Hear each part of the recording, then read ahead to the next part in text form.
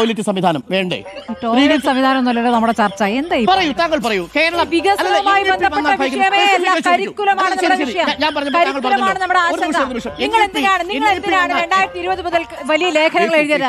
നിങ്ങൾ എന്തിനാണ് പ്രമേയം പാസ്സാക്കിയത്? അതാണ് ചോദ്യം. അതാണ് CPI ചോദിക്കുന്നത്. ബോധ്യപ്പെടുത്തിയാൽ മതി. പറഞ്ഞത് കേരളത്തിൽ SCRT വരുമ്പോൾ അവിടെ പഠിപ്പിക്കാൻ പോകുന്ന എന്തായിരിക്കും?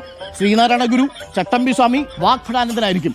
ഈ പറയുന്ന ഈ ഗോഡ്വാർക്കറും സവർക്കറും ഒന്നും ആയിരിക്കില്ല എന്നുള്ളതാണ്. മൂഞ്ച ഒന്നും ആയിരിക്കില്ല എന്നുള്ളതാണ്. കേരളത്തിൽ SCRTക്ക് അതിനുള്ള സംവിധാനമുണ്ട് എന്നുള്ളതാണ്.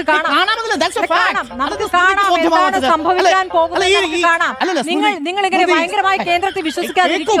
ഞാൻ കേന്ദ്രത്തെ അല്ല, നിങ്ങളെ തന്നെ വിശ്വസിപ്പിക്കാൻ കഴിയുമെങ്കിൽ വിശ്വസിപ്പിച്ചോളൂ. ഞാൻ വിശ്വസിക്കുന്നില്ല. വിശ്വാസത്തിന്റെ പ്രശ്നം നിങ്ങൾ മനസ്സിലാക്കേണ്ടത് പിണറായി വിജയൻ തന്നെ പോയി ബിനോയ് വിശ്വത്തോട് പറഞ്ഞത് നമുക്ക് വേറെ വഴിയില്ല എന്നാണ്.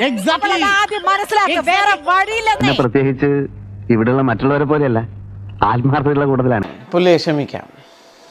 പുള്ളിക്കും കുടുംബം, ജീവിതം എല്ലാം ഉണ്ടല്ലേ. ഇങ്ങനെ തട്ടിക്കുട്ടി മുമ്പോട്ട് പോകണ്ടേ, കള്ളങ്ങളൊക്കെ പറഞ്ഞിട്ട്. തൽക്കാലം ഇത്രയും മതി. വരട്ടെ.